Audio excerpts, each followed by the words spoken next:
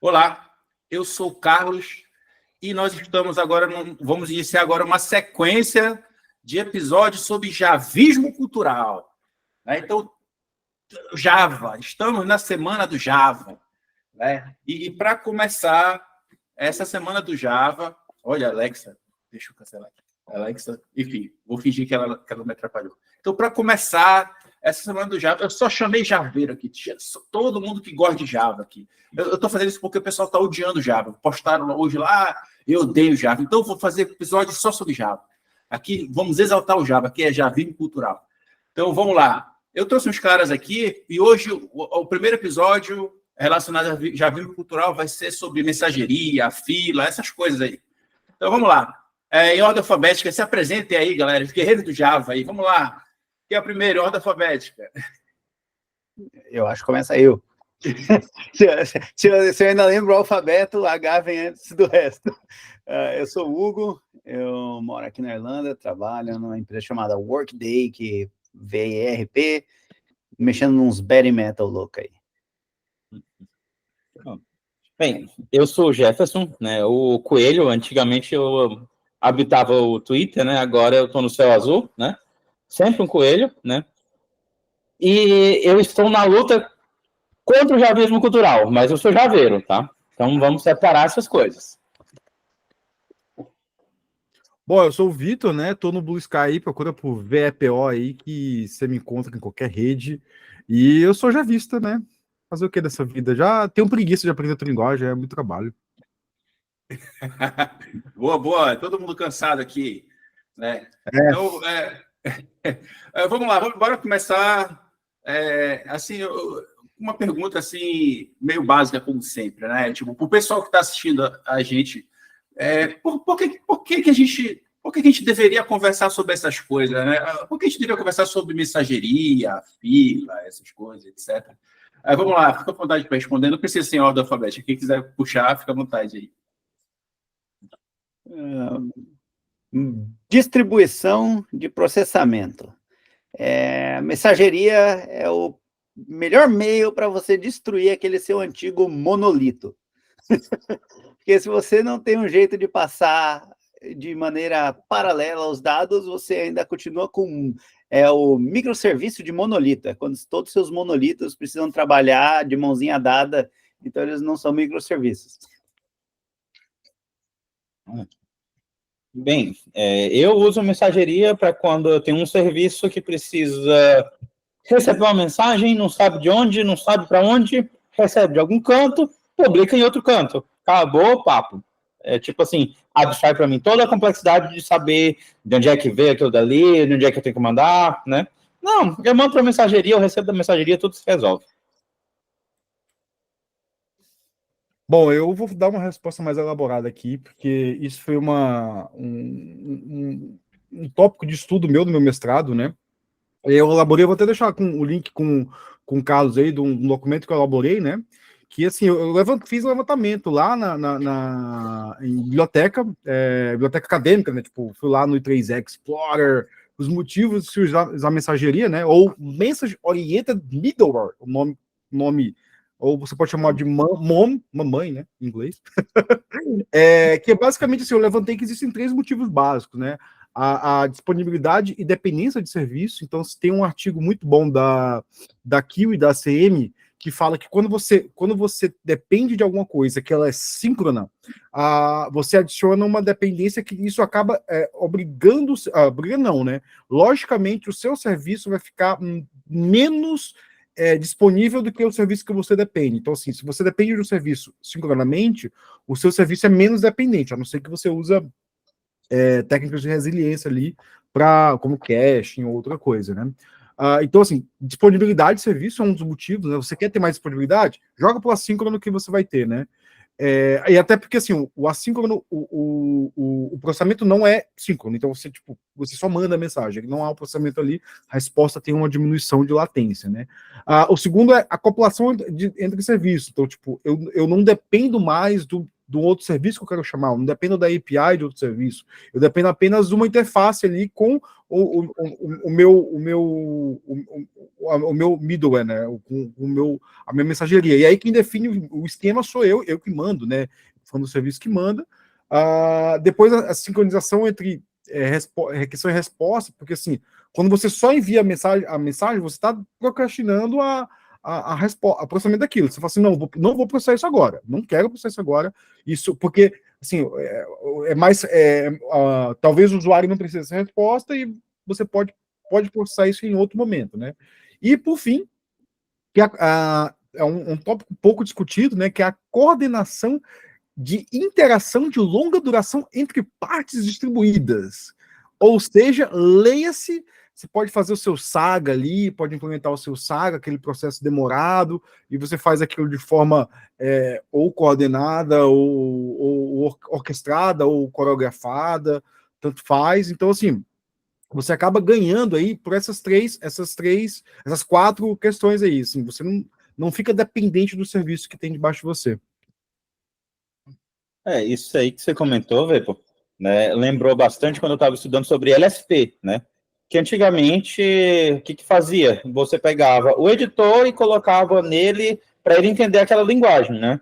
Então, você tinha que, para cada editor, um negócio da linguagem, né? O compilador da linguagem, o interpretador lá, toda linguagem tinha que ter isso daí. Aí chegou o pessoal, fez o LSP, que fez o quê? Cara, o editor precisa falar com o LSP, e o LSP precisa falar com a linguagem. Então, tipo assim, se eu tiver, sei lá, 5 editores distintos com 15 linguagens configuradas, né? Em vez de eu escrever todas as 75 combinações de editor para a linguagem, eu simplesmente coloco 5 consumers do lado do editor e 15 consumers do lado de linguagem. Pronto, eu consigo falar com todas as linguagens possíveis. E quais são os tipos, né, de mensageria que tem, que existe desse serviço, né? Serviço que lida com mensagem, assim, na prática, no dia a dia?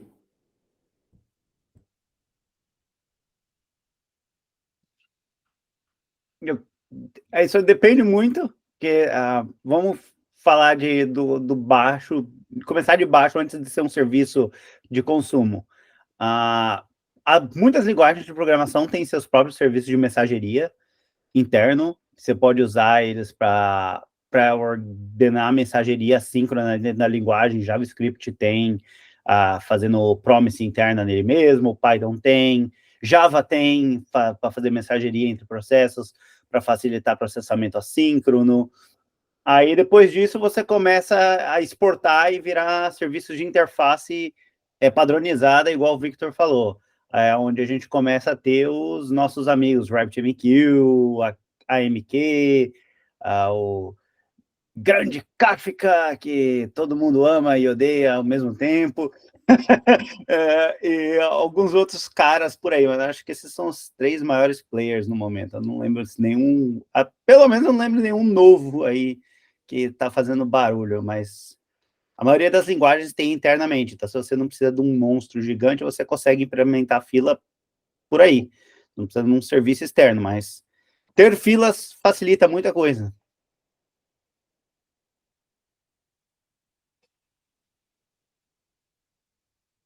Fala, Jeff, você responde aí. Pois é, esse daí é um tópico realmente para mim que, tipo assim, né, o arquiteto me entregou aquilo dali e falou, use. Eu uso aquilo dali como se fosse uma interface mágica e para mim funciona. Tá. Então eu trato aquilo dali como se fosse mágico. Eu envio coisas, eu recebo coisas, não me importa com o que acontece no meio do caminho. Então, assim, se eu fosse responder essa pergunta, né, tipo, assim, vou respondendo essa pergunta, obviamente, mas se fosse elaborar um texto, eu acho que eu dividiria em 4 tipos, né? A gente tem os internos ali, por exemplo, eu sempre falo assim, tipo, você quer migrar um software que você já tem para mensageria, e você tem Java, usa o CDI Events. O Event CDI, você já tem uma interface ali que é bem parecido com que provavelmente o Quarkus implementa, ou o Spring implementa para Kafka, né? No caso, Kafka, né? E ele vai funcionar o quê? Vai funcionar ali dentro da JVM, né? Você tem uma mensageria interna dentro da JVM. e você pode fazer coisas assíncronas, blá blá blá. Só que é uma coisa que está ali em memória, né? E não sei como é que está implementado hoje em dia, mas até onde eu saiba era em memória, né? Então isso é um tipo, uma mensageria interna ali dentro do mesmo processo, sendo usado em memória. Tem um outro tipo que eu acho que é implementado pela ZeroMQ, né? Que é uma biblioteca que é para você instanciar dentro do seu processo uma biblioteca de mensageria. Então ali você.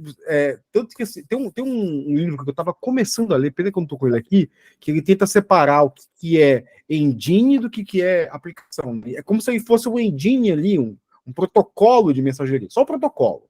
E aí você implementa aquele cara e você fala, olha, eu tenho uma interface de mensageria aqui. Tanto que assim, eu já implementei um protocolo chamado Stomp, que é um protocolo de mensageria, que é bem simples. Assim. Implementei em um final de semana para consumir uma base de dados que eu queria, implementei, vi que é bem legal, e aí eu consegui ter um dataset lá com todas as informações de partidas e chegadas de trens da Inglaterra, né? Esse ZeroMQ é como se fosse o protocolo.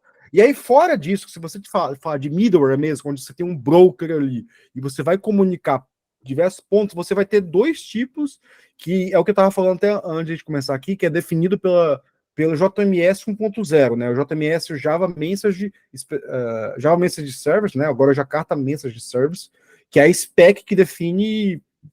Eu não achei nenhuma melhor definição de mensageria ali, que ela vai definir a mensageria que ela é ponto a ponto, que é quando eu tenho um processo que eu quero distribuir a carga desse processo, então eu jogo para o outro processo processar, e aí qualquer definição padrão dessa mensageria aqui, você vai estar aumentando uma mensagem para apenas um cara consumir aquela mensagem. Você faz isso para quê? Para distribuir carga. Fala assim, olha, eu não quero processar isso agora, joga para alguém processar aí, né? E aí você não se importa se tem 1, 2, 3 ou 50 caras ali do outro lado processando. E você tem um PubSub. O PubSub é um outro tipo que você vai. Eu sempre falo assim que o PubSub ele é a maior definição do que a pessoa está falando de data mesh. Eu não sei se data mesh complementa PubSub lá. Agora que data mesh está um conceito mais elaborado, né? Eu li sobre data mesh no comecinho, mas assim eu vejo que algumas empresas, né? Por exemplo, algumas empresas que a gente trabalha, né? Aí eles falam de data mesh e falam de Kafka. Então, a gente implementa data mesh usando Kafka, mas esses conceitos eu acho que eles são meio borrados, assim, porque cada um faz como quer. E o PubSub, eu falo que cada tópico é como se ele fosse um banco de dados ali, uma tabela, que ela é ordenada no tempo, né? Então, assim, não tem. É uma tabela que você não tem escolha de, eu quero consumir. Você até tem escolha, você pode falar assim, eu quero consumir os eventos que chegaram entre terça-feira, meia-noite, e terça-feira, às 7 da manhã. Mas normalmente você não tem escolha, você pluga ali naquele tópico, você vai consumindo tudo que está ali ordenado sequencialmente, tanto que se fala que um tópico é uma sequência de tuplas ordenadas no tempo, né? Que aí é que você tem uma chave e um objeto, né?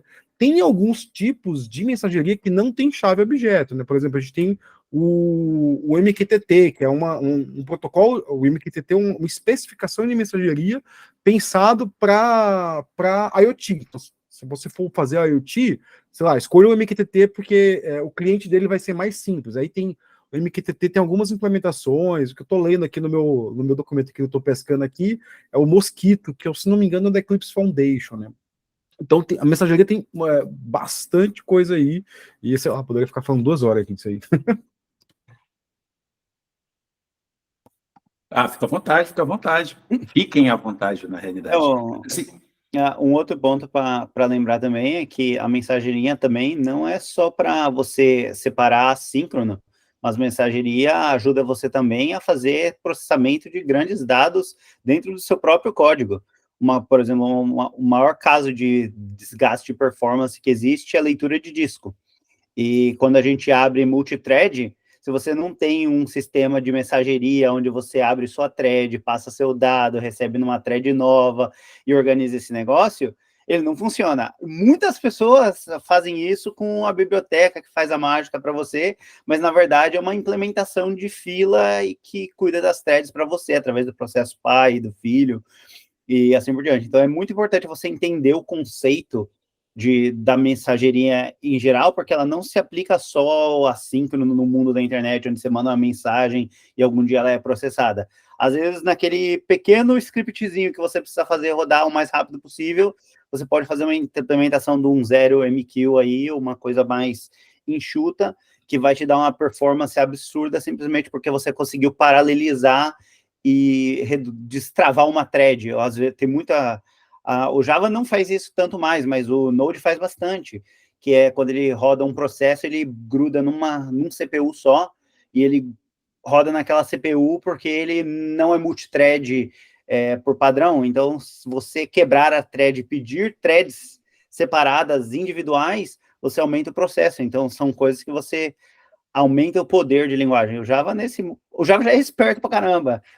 20 anos atrás não era tão esperto. O Java hoje em dia, JVM, consegue gerenciar muito bem isso, mas se você está trabalhando numa outra linguagem, você pode ver se você vê uma CPU solo em cima, você pode saber que você tem alguma coisa errada ali, você pode quebrar seu código num loop e colocar numa mensageria, que você vai ter uma performance absurdamente melhor. E ela está na mensageria, ela ainda é mensageria, só que ela é bem mais baixo nível no geral. O pessoal do JavaScript, eles costumam falar, né? Eu realmente não sou um cara do JavaScript, a minha relação com o JavaScript é tipo a do Haskell, que eu tenho com o Haskell, tá? Tipo assim, ouvi falar, fiz meia linha de código, né? O pessoal lá fala que o quê? Eles usam BoolMQ, né? Tudo de message queue, né? Tudo MQ, né? Eles usam BoolMQ para poder usar os outros códigos da máquina, né?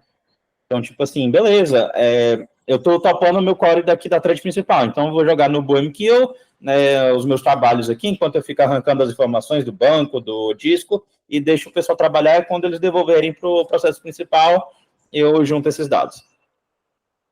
Desse ponto aí, eu acho que foi a grande contribuição do JavaScript, assim, porque o JavaScript nativamente, ele surgiu dentro do Firefox não, no Mozilla, do Netscape, né, o JavaScript.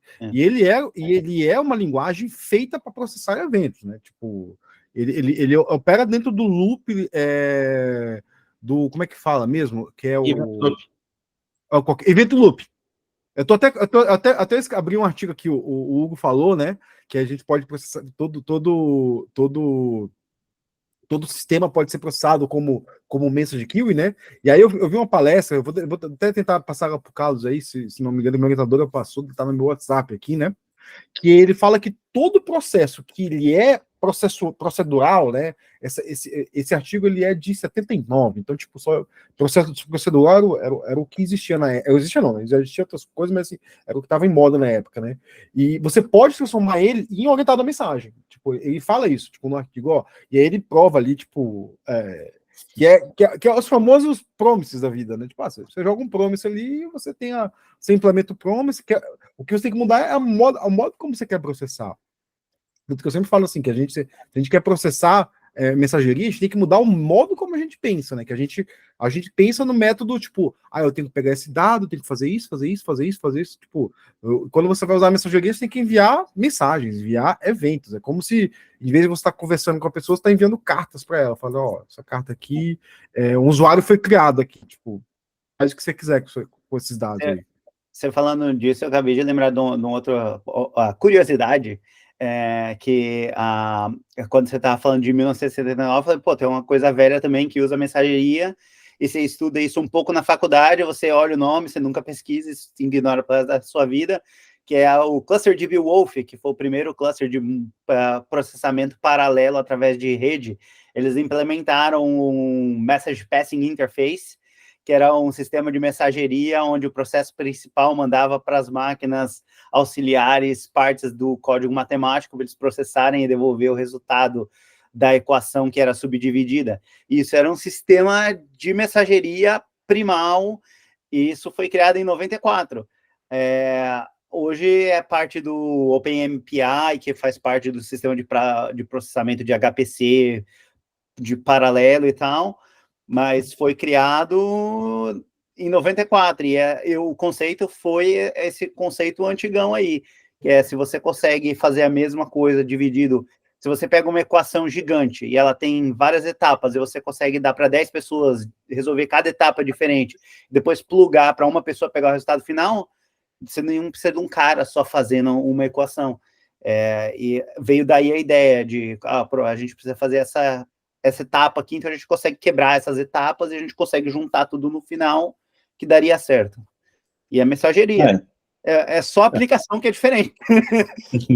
Hoje a gente pode saber de mandar o SMS, pegar o SMS, mandar o JSON na filazinha, pegar o JSON na filazinha, mas as utilidades são infinitas.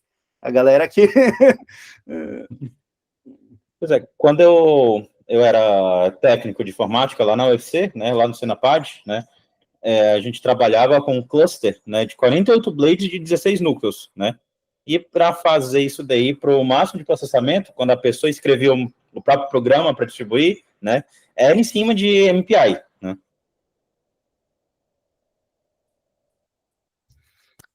E quais são os tipos de implementação errada que vocês veem na atualidade? Assim, que eu vejo mais gente se queixar, né, desse serviço, né, desses serviços, né? Tipo, o pessoal se queixa que era para usar RabbitMQ, está usando Kafka, está usando Kafka ao invés de usar banco de dados relacional, etc. Enfim, eu queria escutar esses causos de vocês. Quais causos de implementação errada de filas, mensageria, etc., vocês já viram?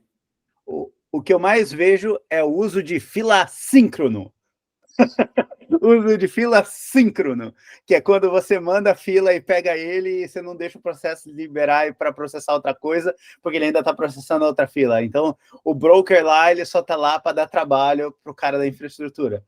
E é muito comum isso. É muito, muito, muito comum a galera querer resultado síncrono do processamento para entregar e não colocar uma janelinha de waiting.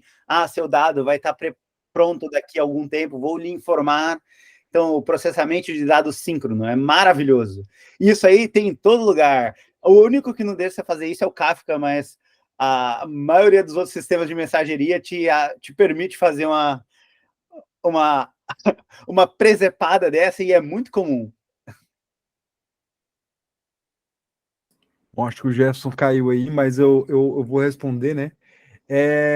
Assim, eu vejo a galera pensar em mensageria como base de dados mesmo, né? Tipo, eu tenho uma entidade ali, eu quero apagar uma... Por exemplo, eu vejo muita pessoa reclamar no Blue Sky, nas redes sociais, que Kafka, tratar Kafka como base de dados. Kafka, não, tipo, tem uma palestra lá do Matt Kaplan, que ele fala, né, esse Kafka Database, que ele basicamente ele vai entrar ali, perguntar se Kafka é uma base de dados, mas ele vai, aquela palestra, na verdade, é um grande...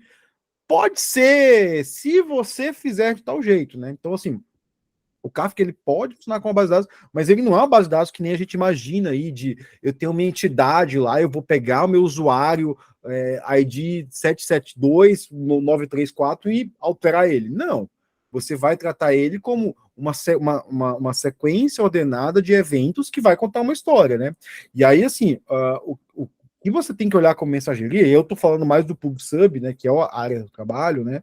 Não tanto do Message Queue, que, aliás, o Kafka não implementa o Message Queue, não existe isso em Kafka. Você não pode dar um acknowledge em mensagem consumida ou not acknowledge. Ou você consome, ou você manda aquela mensagem para um tópico, ou você ignora aquela mensagem. Você faz e você pode dar o commit nela, né? O Kafka ele tem transação, ele implementa transação. Mas o que o Kafka implementa ali quem conta a história ali não é o recurso em si. Quem conta a história ali é todo o tópico, né? Então, é como se eu tivesse uma entidade. A informação não é um evento em si, é todo o histórico de mensagens, né? Então, assim, tanto que eu tava vendo esses dias fazendo um curso de CQRS aí que eu peguei na Udemy aí pela empresa, né? Que eu tenho que fazer alguns cursos pelo Udemy, vai para ser avaliado, né? E eu vi lá um CQRS onde, quando eu vi a interface do Spring pro Kafka, eu tive um choque. Eu falei assim, caramba! É porque, assim, basicamente, você recebe só o registro. Então, você não sabe que aquilo está ordenado. E eu não sei nada como uma implementação de Spring para Kafka. Eu recomendaria você não usar, se fosse usar. Porque, assim, você só recebe a entidade lá. Você Você não recebe a chave, você não sabe qual thread está aquilo, porque, assim, se você está implementando mensageria, aquilo ali é ordenado no tempo. Então, assim, se eu tenho uma mensagem aqui de um usuário foi criado, aí depois eu vou receber o que o usuário foi apagado, foi isso uma reclamação que eu fiz, né? Criou-se uma conta no banco, depois apagou aquela conta no banco, que foi um erro, e aquilo dali eu não posso, se eu receber a mensagem que a conta foi apagada, quer dizer que eu não devo processar a conta. Eu vi essa reclamação no Blue Sky. O que a pessoa faz assim? A conta foi criada. Existiu a mensagem que a conta foi criada. Se você deve fazer ou não deve fazer, talvez você tenha. Aí é a coisa que você tem que pensar como mensageria. Talvez você tenha que fazer o que a gente chama de graceful, né? Graceful processing, que é graceful não, é um time window, né? Porque o time window ele tem um grace period, né? Que é assim, quanto tempo eu devo esperar até processar? Então você vai consumir aquelas mensagens e fala assim, olha, dado que eu recebi aqui a mensagem de uma conta criada, talvez eu tenha que esperar umas 2 horas até fazer tudo aquilo que eu tenho que fazer.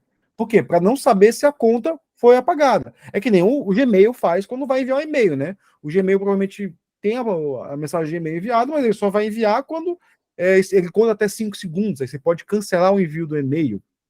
Talvez é aquilo. Porque, assim, dado que você enviou o e-mail, você enviou o e-mail. Tipo, se você quer que o e-mail não seja enviado, talvez você tenha que adicionar um atraso ali no processamento daquela mensagem, e aí você vai enviar um novo evento. Porque uma coisa que, assim, eu vejo no processamento de mensagem, que você está falando de eventos, né? E eventos, eles realmente existem, eles são fatos, né? Então, assim, se são fatos, se uma coisa aconteceu, você não pode dizer depois, essa coisa não aconteceu. Essa coisa aconteceu. E essa informação de, a conta foi criada e foi apagada, pode ser que ela gere informações muito importantes para você, como, tipo, beleza, se tá criando muita conta e estão apagando logo cedo, por que você não cria uma... E aí você pode plugar um segundo dating process aí que diz assim, quantas contas são apagadas em menos de 10 minutos? O que pode dar informação de, tipo, o quanto minha interface está ruim. O quanto de erro existe. Agora dar um pause aí rapidinho, que chegou aí o cara que vive aqui nesse canal, né? Que vive me perseguindo. O Zan. Se apresenta aí, Zan, para que o pessoal finge que não te conhece. Vamos lá, se apresenta aí. A noiva, né? A noiva do episódio. Tudo bem, gente? Eu sou o Zan, eu sou engenheiro de software, trabalho há vários anos, muitos anos, mais do que eu gostaria de ter. E aí, desculpa o atraso. Desculpa nada, porque a gente combinou e aí vocês começaram antes, né? Vocês deram...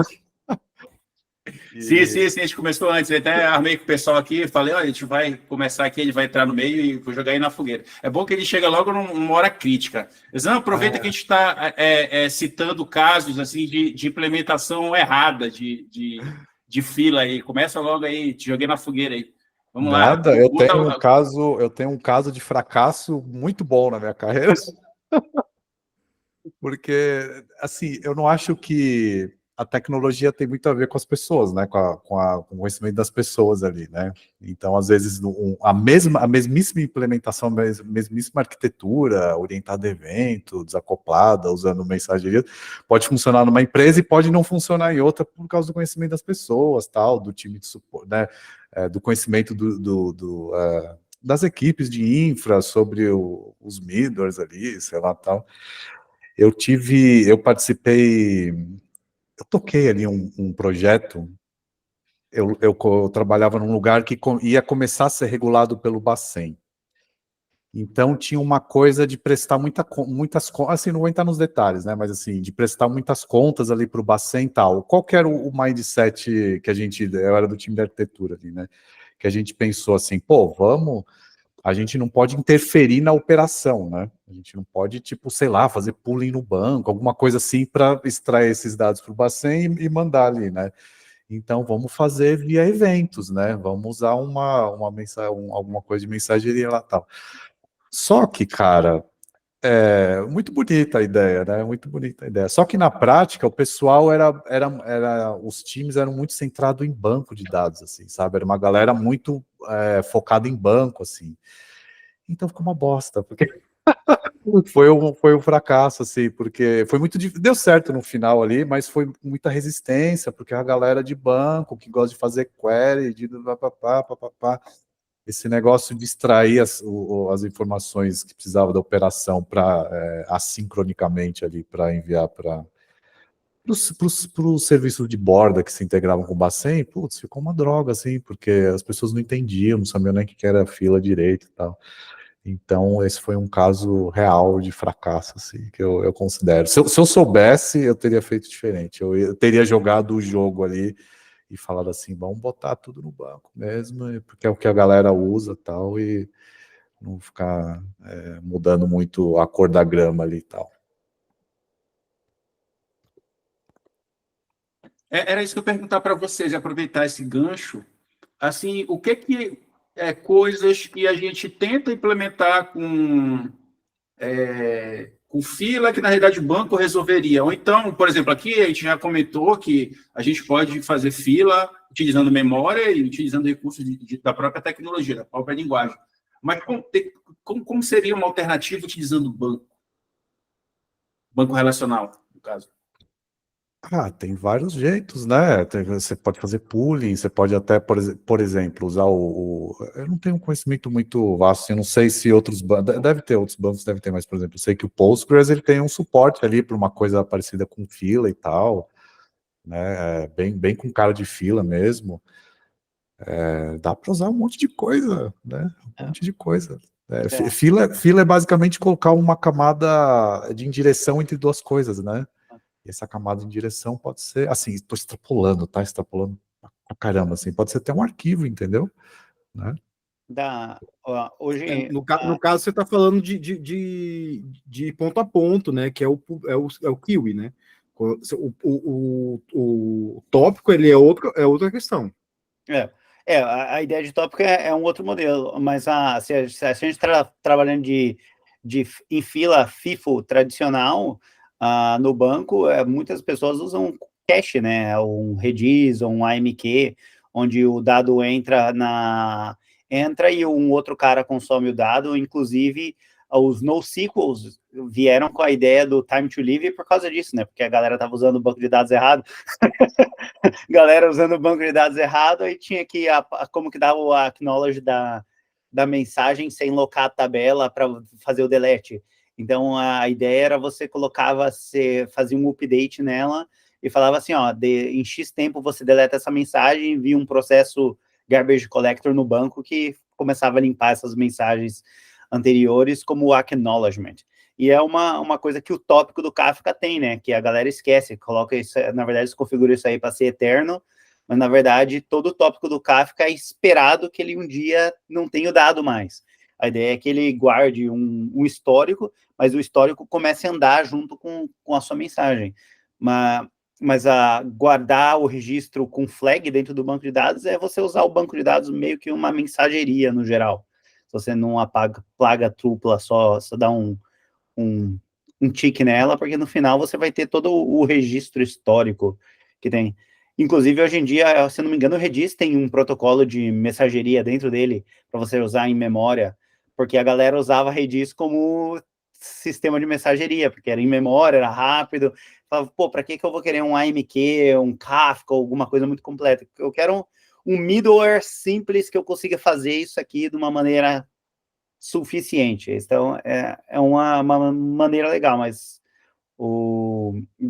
uma outra maneira muito interessante é que a galera usa o banco de dados, é que eles esquecem que quando você está usando o banco de dados, usar a réplica para leitura é muito bom. O cara que lê não precisa ser o cara que escreve. Então, quando a galera coloca os dados lineares que eles leem em ordem de processamento de entrada, geralmente eles conectam errado, consomem errado o dado, e aí já fica, mas minha query é muito lenta. Lógico que você está lendo do cara que está escrevendo, você tem que ler do cara que está em a cópia, que o dado é um pouquinho defasado, mas você não está atrapalhando no processo do todo, que é o que a mensageria teoricamente resolve para você quando você está tentando usar o negócio certo. E outra coisa que é o que faz errado, foi o que o Victor falou, que é usar o Kafka como base de dados. Sorte que as outras mensagerias não te deixam fazer isso, porque eles morrem antes. Mas o Kafka é muito resistente para morrer, ele guarda muito dado que não deveria. Mas eu acho que uso do Kafka, a galera tá pensando muito usar ele como se fosse um Service Discovery, um Consul, um Zookeeper, que eles guardam o estado e o estado fica lá para sempre, mas não é isso. A mensageria, a mensagem aparece, você tem um evento, um dia o evento desaparece. O evento não fica eterno lá, não é um livro. E se fica eterno, ocupa espaço, né? É tipo, a gente tem muito problema de falta de espaço, às vezes, porque as pessoas. Um erro comum também é assim, a galera não dimensionar o tempo das coisas, né? Por exemplo, a gente tem muito. Uma vez a gente implementou um cara que ele é basicamente um ordenador de mensagens, né? E aí a gente implementou isso pensando em, tipo, o Kafka tem partições, né? Então, assim, nossos tópicos têm 160 partições cada tópico, em média, que a gente entrega, né? Aí você bota, sei lá, eu tava vendo um que ele tinha 40 threads rodando, então eram 10, se não me engano, eram 10 processos com cada qual com 4 threads num cluster Kubernetes gigantesco. E aí que o cliente resolve, né? Ele pega todas as mensagens do dia, que deve ser na ordem de bilhões, e tentou ordenar isso em memória, né? E aí a gente não tinha isso, não tinha planejamento nenhum. O que deu? Exception timeout, exception timeout, exception timeout. E aí os caras, Vitor, resolve. Aí eu, tipo, fiquei brigando com os caras, até uma hora que, quando os caras deram essa informação, entrou, tipo, de arquitetura e falou, opa, peraí, não, calma lá.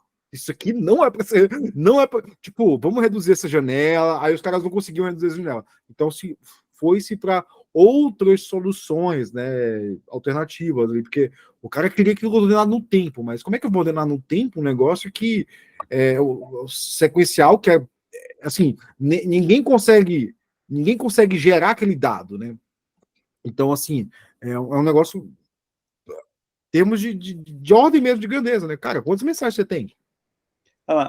Outro ponto interessante nesse ponto aí é que a ideia do broker, da mensageria, ela conectar os processos de forma comum de interface.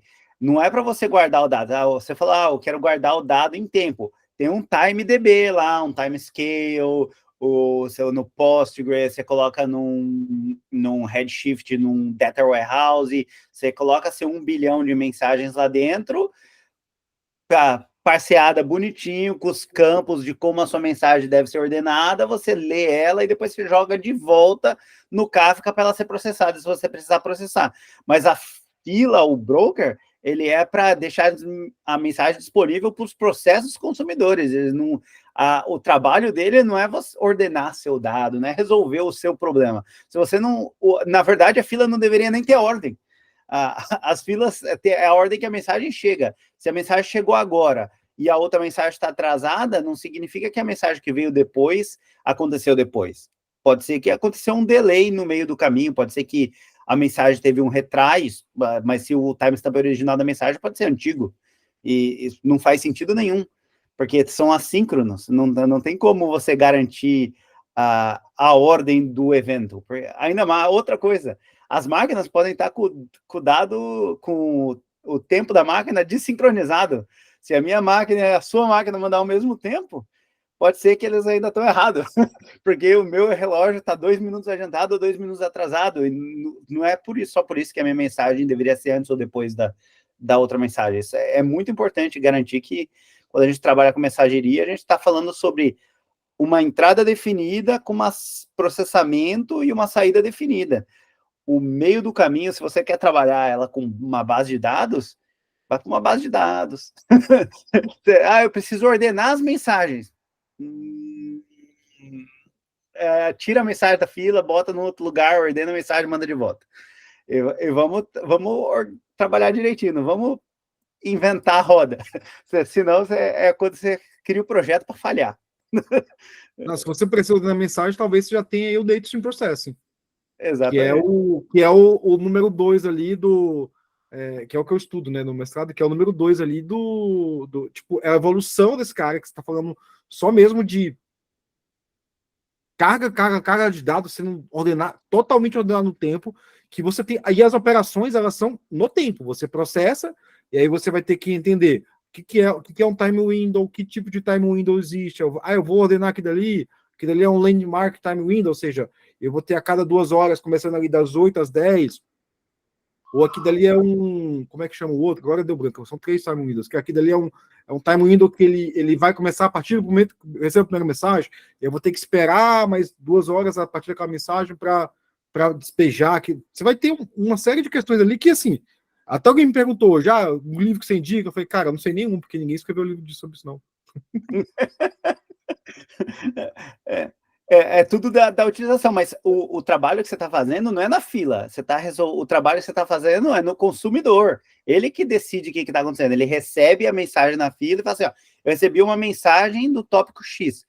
Quer dizer que se é o tópico X, eu preciso esperar mais X tempo, porque mais mensagens vão acontecer, ou outra fila vai me mandar outra informação sobre esse assunto. Que a lógica do negócio não está no broker. O broker só está ali te entregando a informação. Você que tem que entender o que está acontecendo. Você não tem como controlar quando que as mensagens chegam. É igual você falou, criou o usuário e deletou o usuário. Eu trabalho com o OpenStack. O OpenStack, internamente, nos processos, quando eles não estão no RabbitMQ, eles têm um sistema de mensageria chamado Oslo. E esse sistema de mensageria chamado Oslo, ele notifica todos os processos através do main cache, que é quando está rodando na mesma máquina, sobre os eventos. Então, enquanto ele está trabalhando em criar uma VM e mandar as informações, ele fica publicando mensagem, ó, eu recebi uma request para criar uma VM, eu criei uma porta, ou eu atachei o usuário X, estou esperando o volume ser criado. Ó, o volume foi criado. E só vai mandando essas mensagens. A ordem de você consumir isso aí, você que tem que definir, porque às vezes o volume é criado mais rápido do que a máquina. Às vezes a máquina está esperando o EIP ser liberado. Então, a ordem do fator, quem arruma é o código. A mensageria só está ali recebendo todo mundo que está publicando mensagem, falando, ó, eu fiz o que você pediu, eu fiz o que você pediu, eu fiz o que você pediu, eu fiz o que você pediu. Agora, por favor, me conte a história. Conta a história aí que eu não sei o que aconteceu. Eu te dou os timestamp de tudo, agora alguém tem que tomar conta desse negócio. Vai estar ordenado no tempo, mas alguém tem que ordenar no tempo. E não é a fila que ordena no tempo. O Kafka recebe as mensagens na ordem que ele recebeu, mas não é o problema dele ordenar no tempo que as mensagens deveriam ter sido executadas pelos brokers. Quem faz isso é o consumidor ou a base de dados que guarda o histórico. O Kafka tem uma solução interessante que, assim, eu nem cheguei a ler nada sobre isso. Eu tava pensando nisso esses dias, né? Que, assim, quando a gente tem esse problema de timestamp, simplesmente assim, se a gente tem vários pontos produzindo para um broker ou para vários brokers, como é o caso do Kafka, você não pode confiar no timestamp. Tipo, você não tem como confiar no timestamp. Aí se inventou um conceito que é o LAMPORT time. Que é o LAMPORT time? Você tem ali 10 brokers, cada um, eu falo assim, ó, eu sou o broker 1, sou o broker 2, sou o broker 3. E aí o timestamp seria o seguinte, ó, já que eu sou o broker 1, eu recebi a mensagem, eu vou dar o ID para essa mensagem 1. E aí eu ordenaria pela seguinte coisa, a ordenação principal é o meu número aqui que eu recebi, né? A ordenação secundária seria o broker. Então, assim, por exemplo, o broker 1, ele sempre seria o prioritário ali, dentre os outros. Se bateu igual, vai decidir pelo número do broker. Isso aqui a gente entende por LAMPORT time, que assim, não tem. O LAMPORT time ele não tem uma relação no tempo, né? Tipo, é uma ordenação abstrata, né? Então, o Kafka ele resolve isso através da partição. Por isso que eu sempre falo que se você vai desenvolver alguma coisa usando o Kafka, a primeira coisa que você tem que parar e pensar assim, olha, qual é a minha chave de ordenação? Então, por exemplo, ali, eu estou criando um usuário, então eu vou dar um ID para esse usuário. Beleza, inventei aquele ID para o usuário. Então, toda mensagem que eu usar desse usuário com esse ID, eu vou ter certeza de uma coisa, eles estão no mesmo tópico. Se eles têm no mesmo tópico, quem que define a ordenação dele? É o momento que o meu produtor conseguiu enviar aquela mensagem. Isso é isso que define a minha ordenação. E aí, mas o meu consumidor vai respeitar isso? Vai. Porque o consumidor, ele fica, se você tem 200 consumidores ali, consumindo de um tópico só, ele vai em cada partição dizer assim, ó, quer dizer, eu não entendo como funciona o protocolo de base dos panos, né? Eu nunca parei para ler, porque eu não tenho, nunca tive tempo, eu entendo algumas coisas, assim, bastante do protocolo, mas eu não sei se ele vai a cada ponto, eu acho que ele pede para o broker, e aí o broker sempre envia um conjunto de mensagens do mesmo do mesma partição, né? Então ele é um consumidor particionado, né? Então eu sei que ele, assim, eu sei que ele, se eu estou recebendo mensagem, eu estou recebendo, e eu posso consumir na partição. Então eu sei assim, se o usuário foi criado e logo depois foi apagado, e isso foi gerado pela mesma máquina, pode ser que as mensagens estejam ali, elas estão ordenadas de certa forma. Se elas não tiverem, você vai ter que botar um resequence aí, ou sei lá, ou aí você vai ter que fazer, e isso acontece, né? Às vezes a gente tem um dead level kill aí que vai, opa, peguei, eu vi um cara deletado aqui que eu não entendi, aí volta ele para a fila aí, alguns minutos depois, para processar esse cara. Se vocês pudessem recomendar, né, tipo assim, usando uma linguagem simples, né, como vocês fariam a recomendação para as pessoas utilizarem, por exemplo, uma solução de fila, né? Tipo assim, recomendem aí. Vamos começar pelos dois que estão mais quietos aí. Vamos começar pelo Coelho. Vamos lá, Coelho. Tu tem que recomendar. O pessoal está assistindo a gente e aí tu não quer que o pessoal faça besteira, que utilize de forma errada. Qual recomendação você daria, assim? Tipo assim, qual o caso ideal para utilizar fila? E se quiser citar algum bom exemplo que tu já viveu implementando isso, fica à vontade. Vamos lá. Olha, um bom exemplo para você botar na fila é quando você chega a um evento e, tipo assim, descarrega não arruma, né? Tipo, o que eu estou fazendo, né? Eu estou fazendo no computaria, estou tentando tacar no mensageria o quê? Né? Eu publiquei um post e aí eu quero enviar no Blue Sky, eu quero enviar em alguns canais do Discord, eu quero enviar por DM para algumas pessoas que me pediram, eu quero enviar por Telegram, né?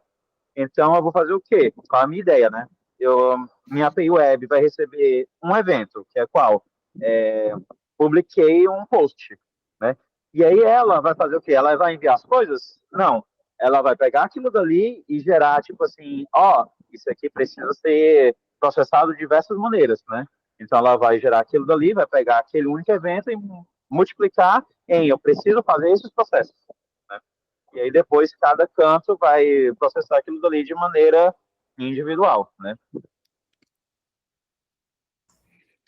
Eu acho que um dos melhores cenários assim para começar a usar fila, né, processamento assíncrono, é quando a gente quer, vou bem abstrato aqui, tá? Quando imagina a gente tem dois componentes que se integram ali, tá?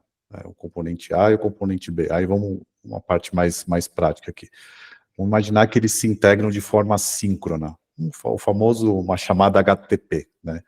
Então eles têm um acoplamento temporal, né? O A vai chamar o B aqui, só que quando o A chamar, o B precisa estar disponível, senão não vai funcionar, porque eles trabalham de forma síncrona ali, eles precisam de uma ordem, né? É igual falar ao telefone ali, né? Quando a gente quer, por algum motivo, desacoplar esses dois componentes, e só que manter a integração entre eles, a gente consegue, um exemplo com fila, é desacoplar eles de forma temporal.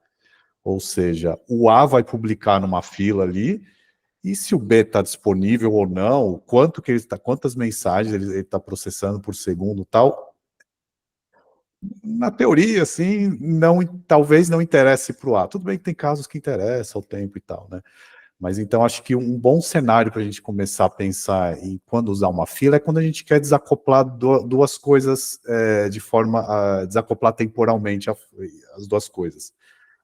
Só que é importante, quando a gente faz isso, pensar que isso geralmente adiciona complexidade para o seu desenho ali, para a sua arquitetura.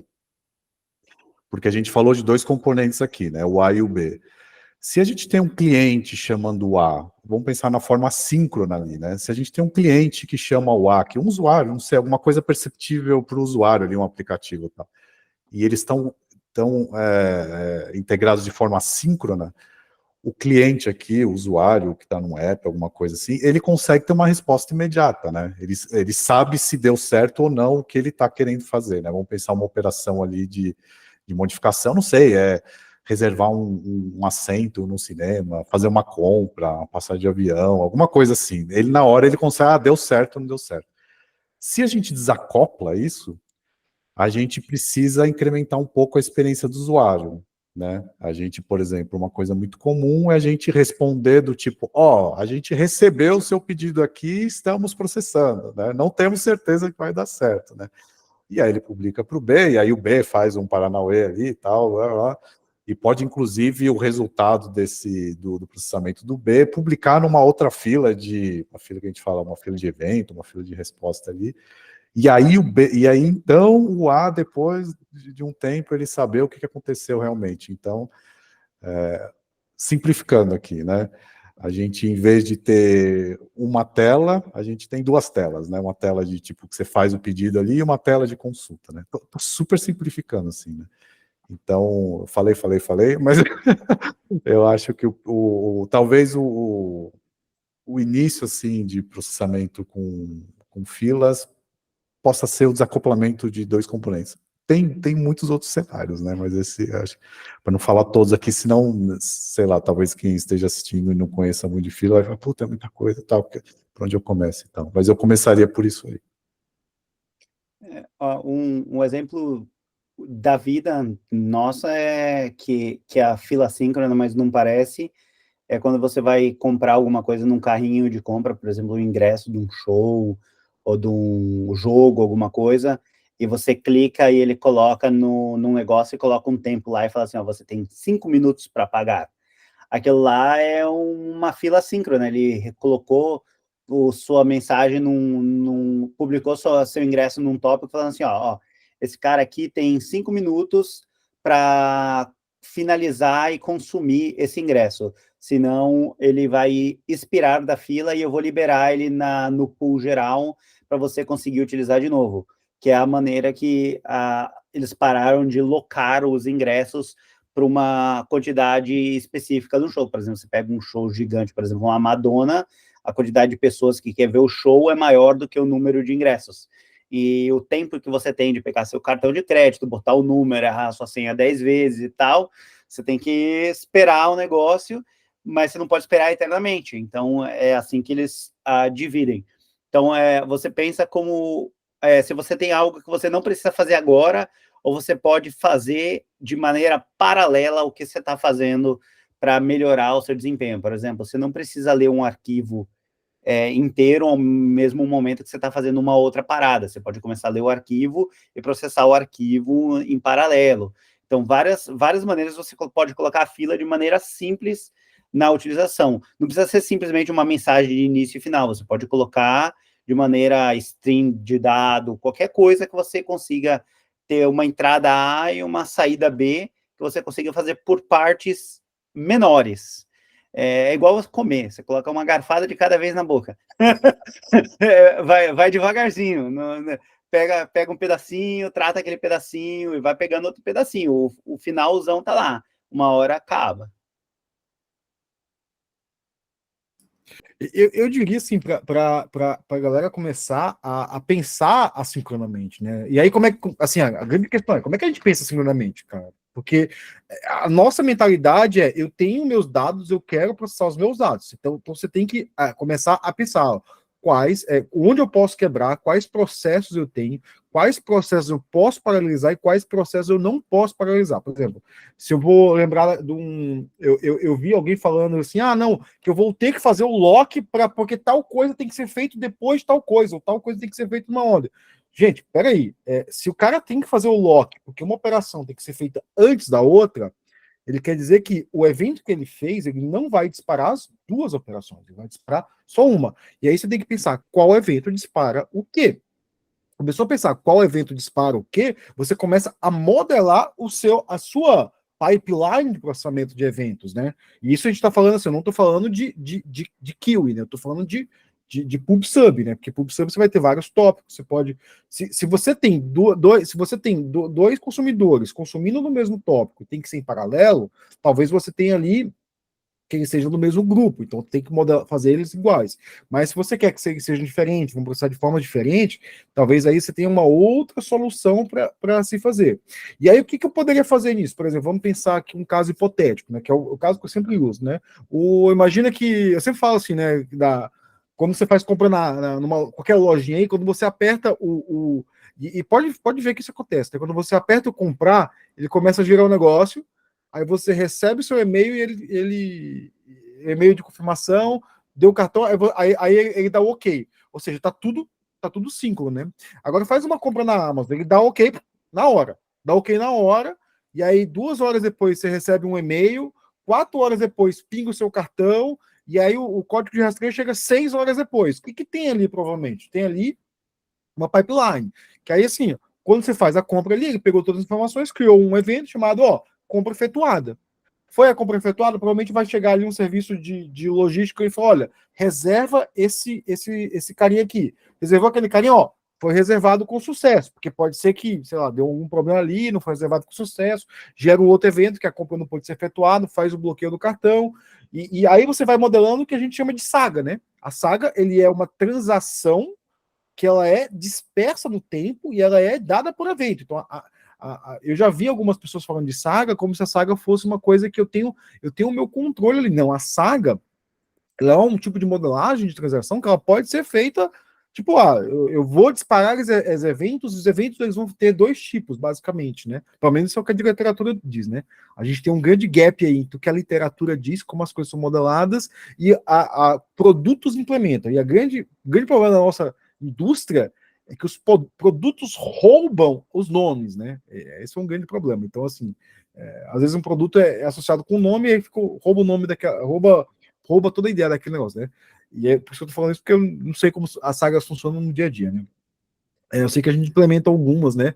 A gente já implementou algumas bem vitais aqui onde eu trabalho, né? E aí, assim, você vai ter basicamente os eventos, né? Então, eu estava falando ali, o evento de logística. O evento de logística vai separar assim, olha, produto reservado. Produto reservado já pode separar 2 eventos, né? Desculpa, você vai separar um outro, que é assim, se separou o produto, efetua o pagamento. Não efetua o pagamento, vai ser um outro evento, que pagamento efetuado ou pagamento não efetuado. Não efetuou o pagamento, volta lá e desreserva o produto e cancela a compra. Efetuou o pagamento, você pode o quê? Mandar despachar a compra e, em paralelo, mandar a nota fiscal, gerar a nota fiscal, que é uma coisa que só vai gerar se deu tudo certo. Então você tem que ter essa modelagem de eventos. Eu sempre digo, se você não convencer o time de produto a fazer assíncrono, nem faz assíncrono, cara. Porque você está perdendo seu tempo. Boa, boa. A gente. Eu vou aproveitar de novo que o Zan está aqui, né? E fazer a brincadeira. Na verdade, a gente já está fazendo, né? Do mocinho, o bandido e o feio, né? Vocês já falaram o bandido, vocês já falaram o mocinho, e agora eu queria que vocês falassem o feio, né? Tipo, implementações que teoricamente são erradas, mas que vocês acham que, tipo, funciona. Tipo, vocês não se desfazem, vocês acham feio, é o feio, né? Qual seria um tipo de implementação feia? Tipo, mensageria ou PubSub, ou o que vocês preferirem, não foi feito para aquilo, mas é utilizado e, sei lá, funciona. Né? E é feio e funciona. Vamos lá, começa aí com o Coelho de novo. Vamos lá, Jeff. Rapaz, fazer concordância de estado distribuído. Fazer isso por PubSub, veio. Mas funciona. Digamos assim, fácil. Muita aspas desse fácil. Né? Mas funciona.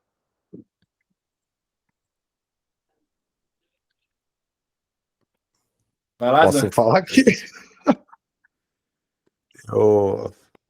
Tomara que eu não seja cancelado aqui. Não é, eu vou chamar de feio, porque acho que eu me acostumei já. Mas eu vou chamar de desproporcional em muitos cenários, tá? Muitos cenários. Eu acho que o pessoal tem muita gente, né? Não todo mundo, obviamente, mas tem um entendimento errado do que é o Kafka. Então, eu acho que muita gente usa o Kafka como um message broker. Ele não é um message broker, só que ele funciona, entendeu? Se você quiser usar como ele message broker, a gente tem empresas muito grandes que funcionam e funcionam muito bem. Eu acho que o Kafka é tipo... Eu já fiz essa analogia pro Leandro. O Leandro ia estar aqui, pô, tava esperando que a coisa... O Leandro aqui, ele não tá aqui. Mas Ele vai não pôde fazer... vir, ele não pôde vir. O R-Point também não pôde vir, né? Ele foi até citado pelo Vepo aí, mas ele não pôde vir. Eu acho assim que o Kafka sabe aqueles carros de rally que anda muito assim, que o bicho é muito rápido, só que o bicho é bruto assim. Eu nunca dirigi, né? Mas deve ser duro pra cacete, cheio de ferro assim. Tem uma performance monstruosa assim, sabe? Só que a maioria só que a gente precisa o que a gente precisa de um carro mais confortável, mais fácil de dirigir, entendeu? Então eu acho que assim, que o Kafka é um monstro assim de performance e tal, só que ele é mais bruto. Ele é mais a semântica dele, você tem que dar uma entortada para fazer uma semântica de message broker ali, de retentativa, de dead letter e tal, né? Ele não tem essa semântica de filtragem de mensagem e tal. E aí, por exemplo,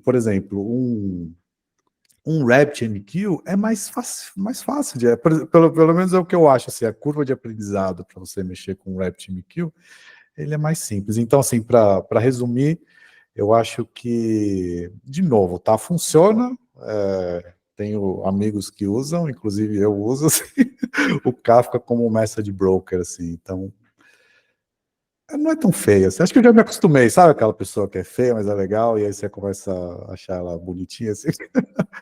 Acho que é isso, acho que é isso.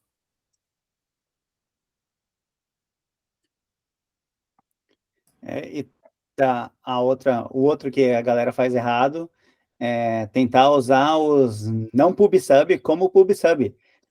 Pega as filas e cria 300 filas, aí o consumidor vai lá, daí pega a mensagem, manda na fila de novo, em vez de usar um sistema que faz PubSub, que a fila fica que a mensagem fica lá esperando no tópico para todo mundo consumir, eles ficam, eu peguei a mensagem, eu mando de volta. Agora tem que mandar para outro carinha, eu mando de volta. Aí eles ficam fazendo a mensagem, ficar fazendo aquela serpentina, vai e volta da fila, vai e volta da fila, 1 trilhão de vezes, que funciona.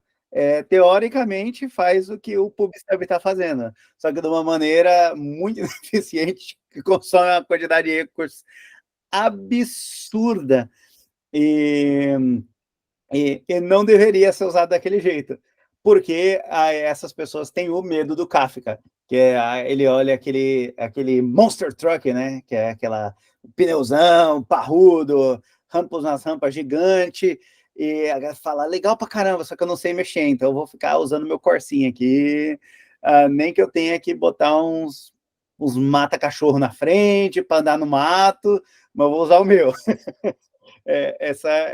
E eu já vi muito a fila que vai e volta. Às vezes eu olho e falo, devo eu falar? Devemos mudar esse negócio? Ou é tarde demais? Mas é o inverso do Kafka. Eu acho que o Hugo e o Zan falaram a mesma coisa, que é o que eu vou falar, né? Que quando você usa o produto errado para coisa errada, você não entendeu o básico ali do JML. Se você for no documento lá, que eu falo assim, tem que ler, que é o JMS 1.0, aí vai ter lá tipos de processamento, aí vai ter o ponto a ponto, que é a famosa QUery, e o PubSub, que é o Kafka. O Kafka, ele não é uma QUery, e assim, se você quer implementar ele como QUery, cara, você está fazendo gambiarra, e você vai depois, que aí o Rafa Pontes fala que ele falou com o Leandro que é cagado. Falou, não é cagado. Cagado é a solução que você está fazendo, porque, tipo, você não tá cara, é como se você quiser usar um banco de dados para, sei lá, para fazer se quiser, eu quero fazer um web service em C. É legal, dá para fazer, tipo, mas não é a solução, cara. Você quer fazer um serviço web, vai lá usar o Java, ou vai usar, sei lá, uma coisa mais. Quer usar outra coisa, usa outra coisa, né? Mas é a solução errada. Agora, uma solução feia que eu já vi em Kafka foi meio que a gente teve que implementar que era uma solução de WebSocket, na verdade. Assim, era uma solução que a gente basicamente tinha que comunicar com um front-end Vaadin, e aí basicamente chegava debaixo dos panos, ligava um tópico, filtrava as mensagens e pegava, assim, tinha algum sentido até, mas assim, Kafka não era para aquilo, apesar que aquela informação estava no Kafka. Talvez tivesse que fazer um processamento ali em paralelo, deixar um tópico específico. Uma solução que eu gosto muito ali, por exemplo, a gente pega o MQTT, ele não tem chave, né? chave de particionamento. E aí a galera usa o tópico como chave, né? Como se tivesse barra usuário, barra ID. E aí se consome por regex. Então, assim, é uma solução até bem interessante, e talvez essa teria sido a solução que fosse a ideal.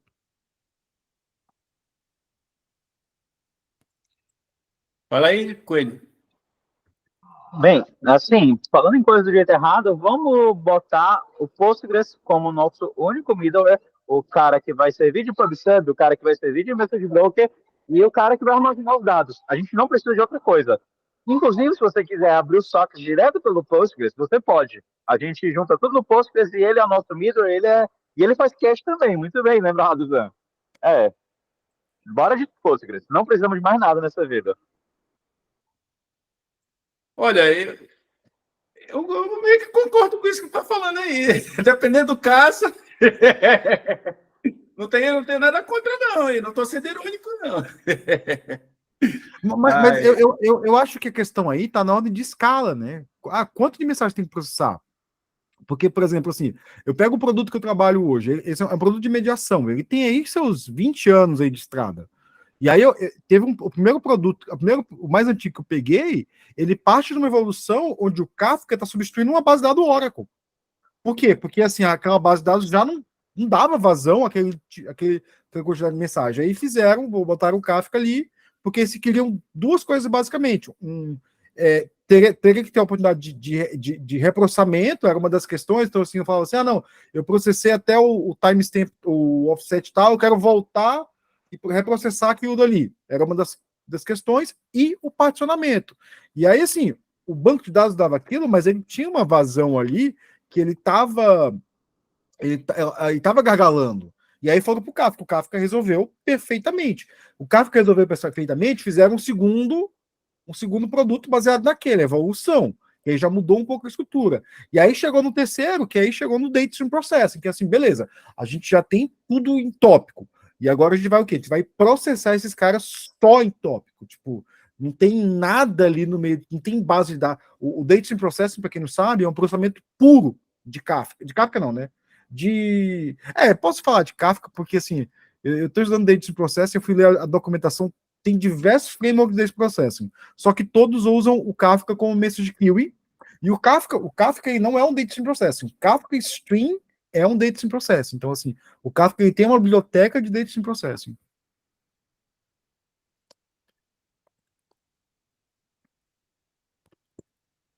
Beleza. E se vocês pudessem utilizar a mensageria, ou o PubSub, ou essas coisas que a gente está conversando aqui, em conjunto com outras ferramentas ou com outras técnicas, para a gente conseguir resiliência na nossa aplicação, né? Como vocês fariam, né? Bora brincar de arquiteto, né? Já que o Zan, arquiteto, até começa a responder, David, jogar na fogueira. Eu acho que você depende. Depende. Boa, mas A resiliência. que tu usaria? Né? Quais técnicas ou quais ferramentas tu usaria assim, para garantir resiliência? Assim, em conjunto com fila, ou fila não serve para isso? Enfim, é só para instigar um debate. É que depende mesmo, assim, sinceramente, mas é difícil falar. Mas, assim, os próprios middlewares, assim, o Kafka, o RabbitMQ, os outros, eles têm mecanismos semânticos, assim, para a gente ter algumas garantias, assim, sabe? Resiliência.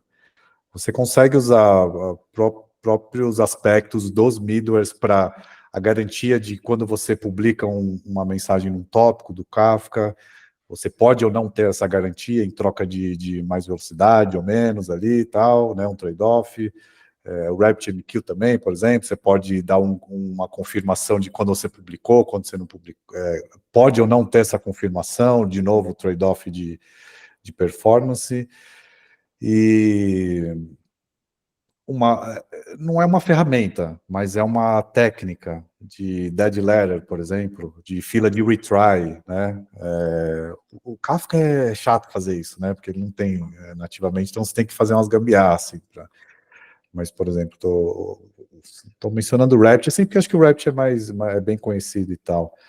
Ele tem ali umas questões de fila de retry e tal, de retentativa. Então você consegue, os próprios middlewares de mensageria, o Kafka, né?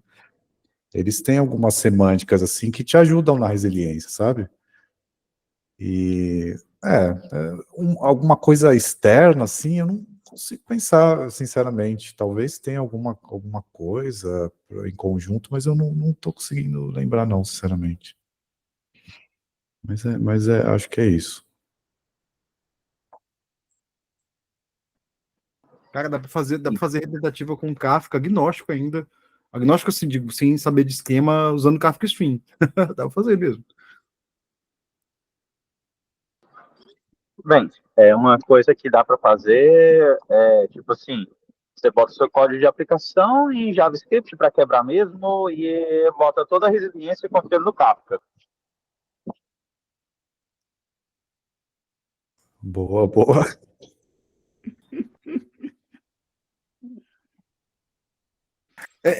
Na empresa antiga que eu estava, a gente implementou uma plataforma que a gente desenhou pensando no Kafka um, como um barramento, assim, a gente teve alguns erros de implementação, se fosse fazer hoje seria bem mais...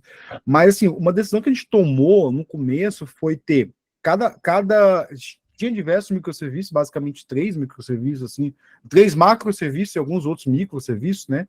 E aí a gente pensou mais ou menos o seguinte, né? Cada aplicação, ela vai ter sua base de dados interna, né? Que aí pode ser... Cada aplicação pode escolher ou não, porque dependendo do cliente, né? O cliente escolhe, né? E aí as aplicações vão se comunicar usando o Kafka como barramento, né? E aí, assim, você teria que definir, aquela mensagem, ela é um evento ou ela é uma mensagem de entidade? Se ela for uma mensagem de entidade, o que as aplicações deveriam fazer? Elas deveriam ler aquilo ali e salvar no banco interno se elas precisam ou não, né? Porque elas são uma projeção daquele dado. Então, por exemplo, assim, eu cheguei lá e teve um usuário criado na aplicação lá de usuário, a outra aplicação deve consumir, na verdade, a aplicação não consumia, ela usava a API do usuário, caso, para fazer a autenticação. Mas se ela teve ali alguma informação nova do usuário, pelo menos assim, o usuário foi bloqueado, né, e bloqueia o acesso dele, ele seria consumido por tópico.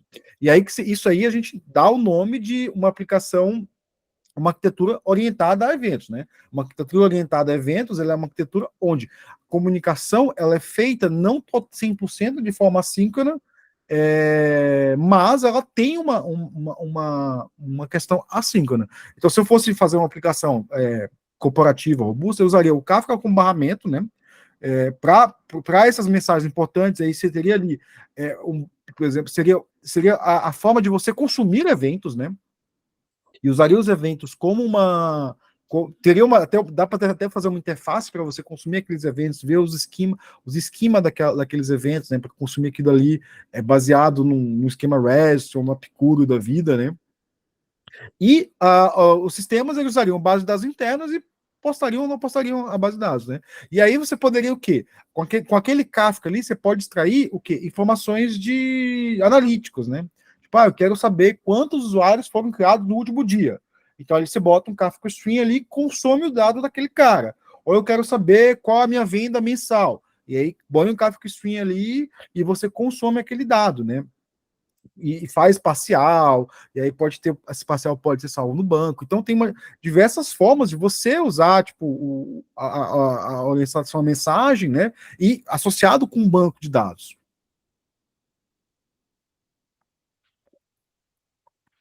Hugo. Hugo, eu acho que depende muito do que você está tentando resolver na aplicação, qual é o modelo, mas um exemplo muito bom que o Victor falou foi quando ele deu o da base de dados Oracle.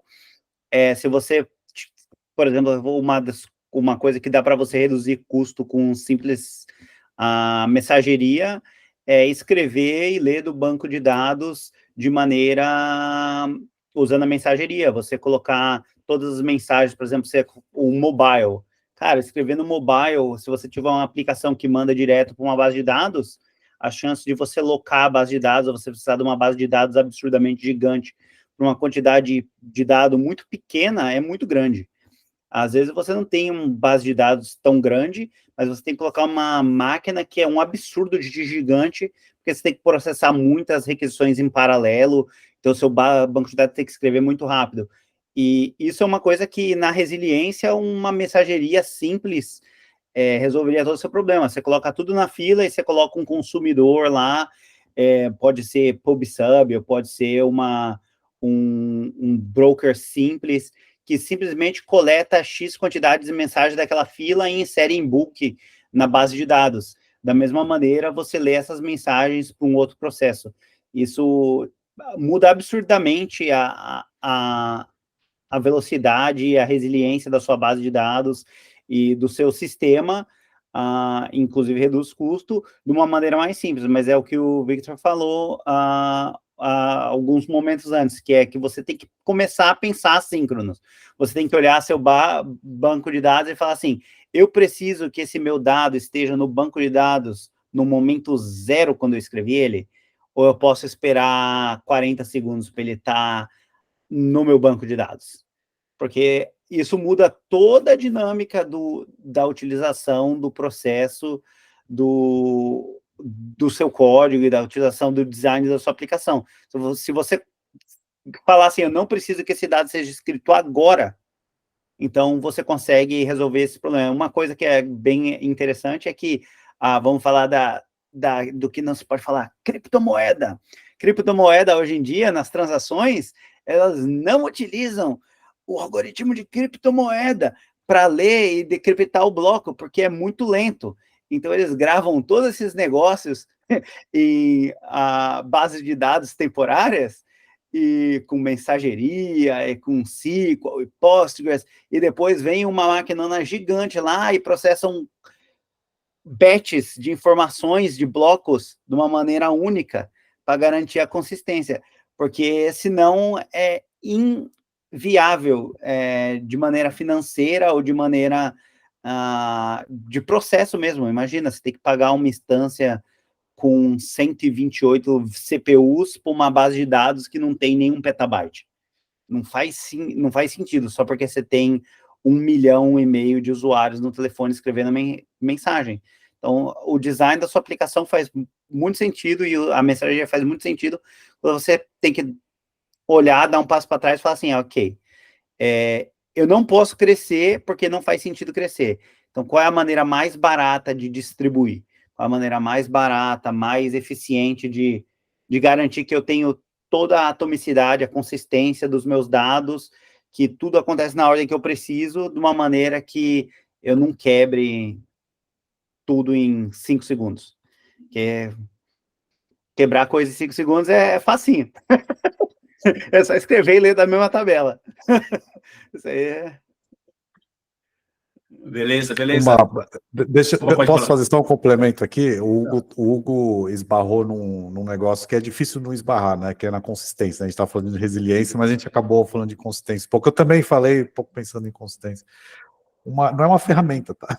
Uma técnica. Porque, assim, quando a gente trabalha com mensageria, com coisas assíncronas, é muito comum a gente lidar com a consistência tardia, né? Que é o que? O negócio vai... que eu quase que saio na minha boca eventual, né? Que eventual a gente fala em inglês. Eu ia falar, eventual consistency. Eventual consistency em inglês e consistência tardia em português. Porque eventual em inglês é tipo tardio, né? Mas bom, enfim, acho que é eventual, né? Porque eventualmente pode ou não acontecer, né? Então, uma técnica, né? Eu vou chamar de compensação, assim, né? Quando a gente tem sistemas distribuídos, mais complexos, que a gente depende de mensagens para não processar e papapá, a gente sabe que merdas acontecem, né? Pode acontecer, né? Essas garantias ali, não existe garantia 100%, né? Uma técnica que é chata para fazer, mas que dá para fazer, e é uma reação talvez tardia, ou não sei o quanto tempo, é verificar a consistência das coisas, pós, entendeu? Não sei, imagina que você tem 200 microserviços ali, cada um com um banco de dados, e depois você vai fazer umas queries ali, joga num espaço ali para fazer umas queries, do tipo, pô, esse evento aconteceu aqui, devia ter alguma coisa aqui. Eu acho que o que o Osório estava falando também, tipo, da ordem das coisas e tal. E aí, porque é muito difícil, sistemas assíncronos são complexos mesmo, e você não consegue cobrir todos os cenários de problema, e financeiramente nem faz sentido cobrir tudo, né? Porque tem coisa que fica muito caro garantir, que ele fala, putz, não, a gente damos espaço para dar o problema. Então, uma técnica, né, não é uma ferramenta, mas uma técnica é fazer uma verificação da consistência, ou pós, eu não sei, ou faz um pooling, sei lá, alguma coisa, ou depois no dia seguinte, no D+1 ali, faz umas queries e verifica se as coisas estão batendo e tal. Então, só queria fazer esse complemento. Beleza. Vamos lá, a última pergunta. Geralmente, quando é isso, né? Quando eu falo isso, ainda falta 1 hora para acabar. A última pergunta sobre o assunto. O que vocês acham que faltou a gente conversar aqui sobre esse tema? Eu não posso falar porque eu entrei no meio, né? Então eu não sei. Uma coisa que eu achei que faltou para a gente falar, né, são algumas coisas mais formais disso daí, né? Como, por exemplo, eu sei que o Lamport, né, que o tempo de Lamport, a distância de Lamport que o Vepo falou, né, do Leslie Lamport, ele serve para sistema distribuído, né, para essas coisas, né? Faltou também outros modelos mais formais, né? Tipo assim, redes de Petri, né? Redes de Petri fazem uma parte bem intrínseca da parte de computação distribuída de formalizar aquilo dali, né? Inclusive, né, teve uma vez, estava discutindo com o Luiz Reis, né, que é arquiteto aqui na empresa, né, que tipo assim, ok, isso aqui está errado, eu enchi um bug na aplicação, isso aqui está errado por causa dessa rede de Petri, que é essa rede de Petri que é o que modela a nossa implementação, né? E aí, beleza, como é que a gente corrige isso daqui? Eu mudei um pouquinho como é que funcionavam as transações e beleza. Se eu for focar nesse modelo aqui, eu consigo corrigir a aplicação aqui com esse processamento distribuído. Agora, né, o modelo atual está errado por causa disso aqui, ele vai entrar em estado de inconsistência, né? Então, faltou a gente conversar um pouquinho sobre esses modelos formais, né?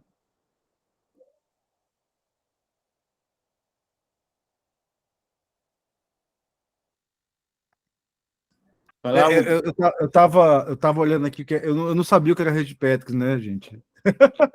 Até porque eu tenho minha desculpa que a minha computação foi muito baixo nível, né? E aí o rede Patrick é a coisa que eu ia sugerir, né? Uma boa forma de você documentar, né? Porque assim, a primeira quando a gente foi fazer essa arquitetura, que ela era basicamente baseada, não era que ela basicamente baseada em evento, assim, mas ela usava a gente acabava modelando os processos de integração totalmente baseados em eventos, né?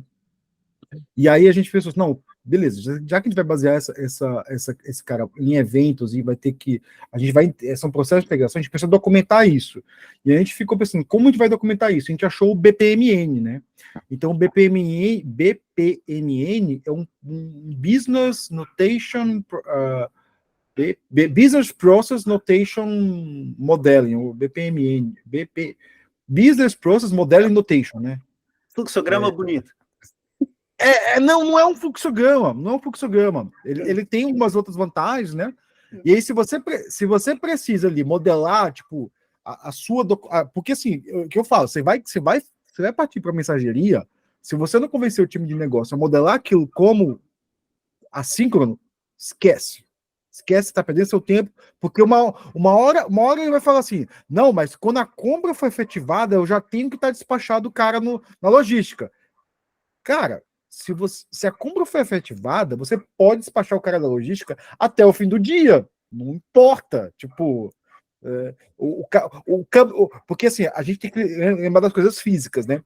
O caminhão de entrega sai 6 da tarde. Então, assim, se eu tô mandando 3 da tarde ou 5 da tarde, não importa. Tipo, não importa. E aí você modela isso aí com o BPMN, você modela um negócio ali, né? E aí é uma coisa boa que eu acho, sempre pensa assim, ó, cara, você vai modelar um negócio orientado a evento, documenta os eventos, bota os processos que ele dispara, documenta isso como uma anotação, usa uma anotação de alto nível. Eu olhei o regra de Petri aqui, quase a mesma coisa. Então, eu utilizei muito antes máquina de estado para outra ideia, que é uma regra, faz parte das implementações de Petri, mas quando você falou do BPMN, me lembrou uma coisa, um software muito bom, que é o Workflow. Quando a gente trabalha com muito dado distribuído, às vezes a gente está trabalhando no dado e a gente precisa de trabalhar com o dado distribuído assíncrono, síncrono. E o jeito de trabalhar com o dado assíncrono, síncrono, é você criar um workflow de processamento. E quem fez isso muito bem foi a galera que criou o Airflow, né? O Airbnb. Eles criaram um workflow para pegar a mensageria assíncrona e tratar ela. Então, tudo no Airbnb acontecia assincronamente, porém,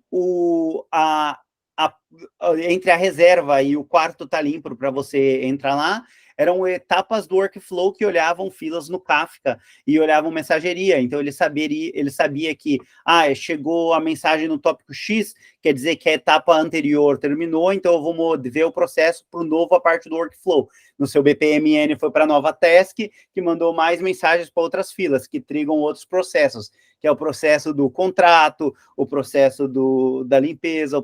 E isso aí, o workflow tomava conta disso, olhando a fila sincronamente. E a única coisa que ele ficava lá era esperando acontecer um puller da mensagem que ele recebia e mandava de volta. Então, ele foi o jeito de microserviço de unir as etapas que antigamente era o grande monolito. Isso aí é um Saga coordenado, é orquestrado e como é que deixa eu até olhar aqui.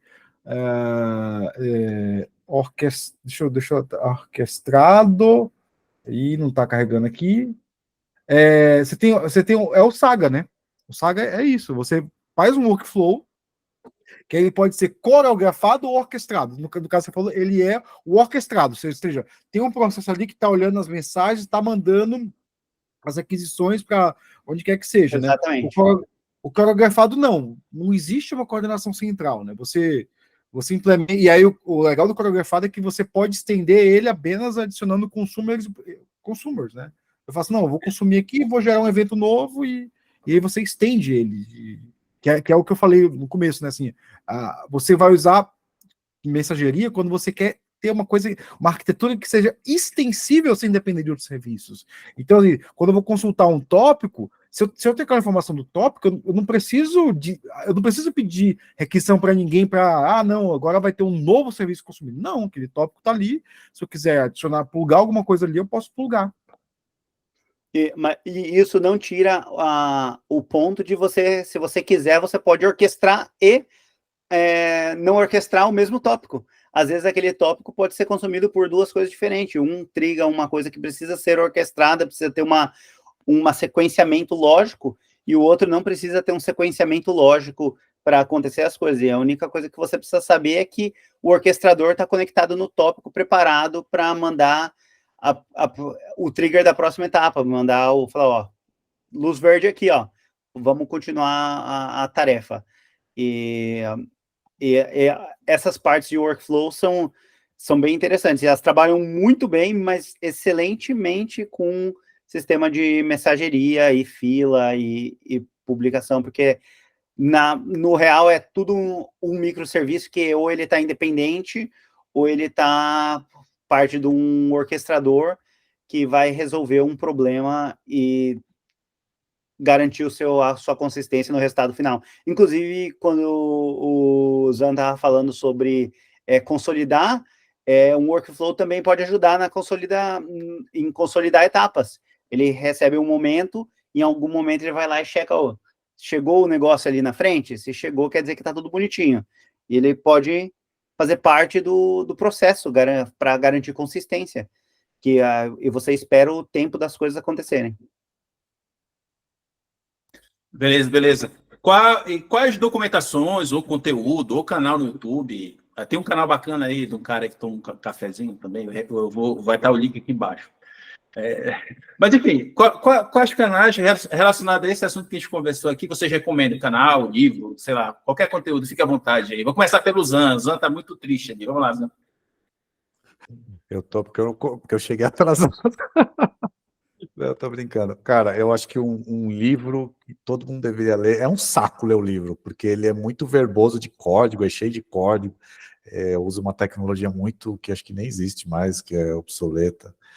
mas é aquele Enterprise Integration Patterns, do Greg Hope, e tem um outro cara que fez o livro com ele, só que eu não lembro o nome dele. Para mim foi um divisor de águas, assim, para você trabalhar com filas, com mensageria. Para mim, assim, é um livro bem antigo, acho que é de 2003, se eu não me engano, então tem mais de 20 anos aí, mas cara, quem quiser entender assim, conceitualmente, vai nesse livro aí, Enterprise Integration Patterns. É o Greg Hope, e tem um outro cara que eu esqueci o nome que fez também, deixa eu ver se eu acho aqui. Não lembro. Esse é o filé aí do assunto. Conceitualmente, tá? Conceitualmente. Ele vai te falar sobre uma tecnologia antiga, mas conceitualmente é atemporal, assim, o livro, tá? Eu trabalhei muito mais baixo nível que esse negócio. Aí, no começo, a galera viu falando mais de linguagens no uso de multiprocessamento na linguagem e sistema operacional.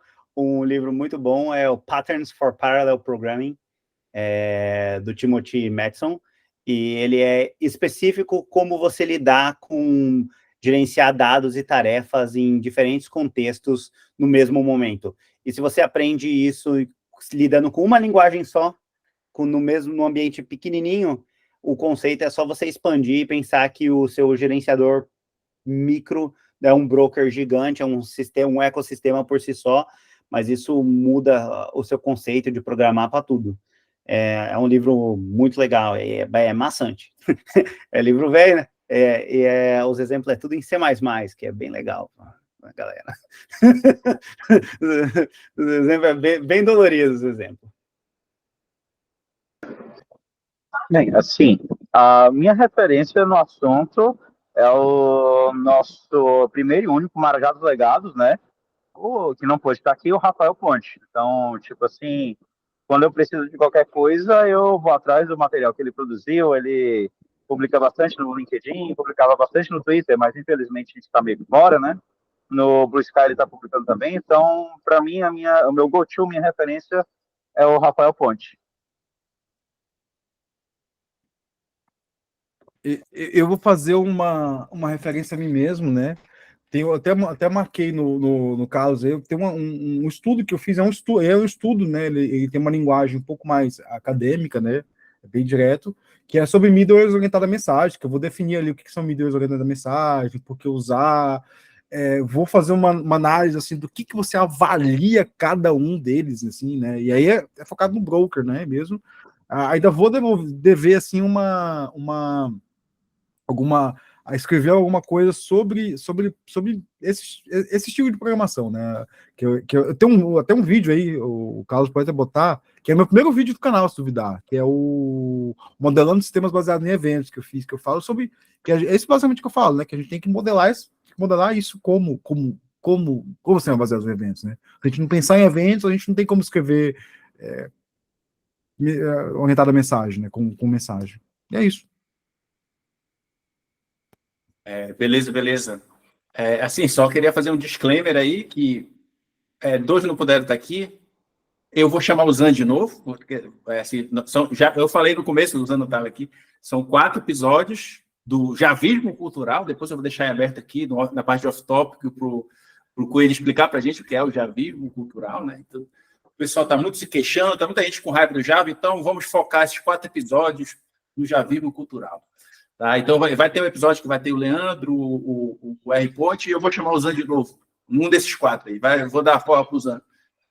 Enfim, o que vocês estão acompanhando? O que vocês estão, sei lá, lendo? Assim, o que vocês estão fazendo fora coisas de trabalho? Assim, eu não vou pedir para o Hugo responder, porque o Hugo agora ele é chefe lá onde ele trabalha e ele não tem tempo para nada. Mas, vamos lá, em ordem alfabética, por favor. Sem brincadeira. Assistir, só continuar assistindo One Piece, tem reunião pra caralho. Não sejam promovidos a principal de nada. Faz mais reunião do que trabalha. É uma maravilha. Mas eu posso deixar uma mensagem encorajadora para vocês que odeiam tanto o Java. O JavaScript é pior. Agora eu passo para o próximo. Ai. Bem, eu realmente estou aqui mais deboando e, tipo assim, minha diversão agora está sendo tentar publicar não, né? Isso eu já estou publicando, né? Publicar no Blue Sky, eu estou escrevendo um artigo sobre isso daí, né? E aí eu peguei uma tangente enquanto eu estava escrevendo esse artigo, tipo assim, beleza, e se eu usar HTMX, né? Eu sou CEO da HTMX, sou CEO da biblioteca open source, por que não usar HTMX, né? E aí eu me peguei me aprofundando bastante nesse HTMX quando eu estava falando de publicar no Blue Sky. Estou brincando com isso agora. Eu comecei numa fase que está pegada ali no trabalho, então eu também estou meio sem tempo, e eu estou, acho que dia 1º de novembro, eu vou dar uma palestra lá na Secomp, né, na UFSCar. E eu estava sabendo disso faz tempo. E eu me considero um cara criativo. Eu falei, não, eu não tenho problema para criar as coisas, para fazer uma palestra. Só que eu estava com bloqueio e não estava conseguindo. E eu sentava, eu falava, não, esse final de semana eu preciso sentar e preciso fazer. E não consegui, não consegui, não consegui. E agora eu estou me lascando aqui para conseguir montar essa apresentação, que eu quero fazer uma coisa prática ali. Então, estou escrevendo um monte de código ali, POC, né? E estou dedicado a isso e estou com medo ali de que não vai dar tempo. Mas então eu estou socado nisso aí, não estou conseguindo fazer mais nada da vida. Já, você me lembrou aqui, né? Você está falando da apresentação para o Secom, né? Eu fui chamado para fazer uma oficina de programação na Escola Pública de Fortaleza, né? Para ensino fundamental, né? E, cara, pense numa experiência que foi bem bacana, né? Você falou esse negócio da Secom, eu lembrei disso daqui e botei a criançada para controlar uma tartaruga. Que legal, que legal. Né? Eu, assim, tô fazendo. Ou amanhã eu vou assistir o último episódio. Amanhã que estreia o último episódio da segunda temporada de Anéis do Poder, né? Depois do último episódio, quem falar mal tá sujeito a paulada, né? E tenho que continuar fazendo meu mestrado, né? Que eu tirei as 2 últimas semanas de folga, né? Já acabei uma disciplina aí ferrada, né? E aí eu tenho que voltar a olhar a otimização de data stream processing, que é um negócio que é bem interessante e ninguém escreve sobre isso. Legal, legal. Eu tô jogando muito Street Fighter e tô tentando assistir os Anéis do Poder segunda temporada também, só que eu parei, eu só assisti o primeiro episódio, tô muito sem tempo, tô muito enrolado com coisa de trabalho. Assim, eu tô fazendo umas coisas muito legais no trabalho, assim, tô me divertindo, sei lá, tô aprendendo um monte de coisa. E aí eu fico, sei lá, fico viajando aqui nas coisas, nos temas da plataforma que a gente está trabalhando lá. E acho que da minha parte é isso, né? Acho que só jogar videogame, tentar assistir o lance dos anéis aí, igual ver. E é isso, assim, da minha parte.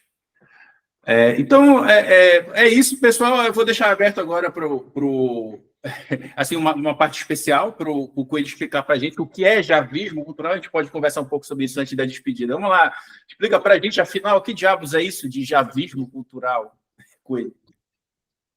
Bem, essa é uma expressão que eu não sou o autor, todo mundo que fala comigo pensa que eu criei ela. Não, eu não criei o javismo cultural. Ela existia antes de mim, tá? Não era muito difundida. Eu posso ter ajudado um pouco na difusão, tipo assim, 90% do tópico javismo cultural, quando você pesquisava lá no Twitter, era eu falando quanto javismo cultural, tá? Bem, essa história do javismo cultural, você tentar aplicar a alguns patterns que eram comuns, principalmente nas primeiras versões do Java, né? Tipo assim, até o Java 6, né? Tipo assim, não, isso tem que ser assim porque veio dos céus, né? É o que usam na linguagem de programação Java, e isso daqui é o que é correto, né?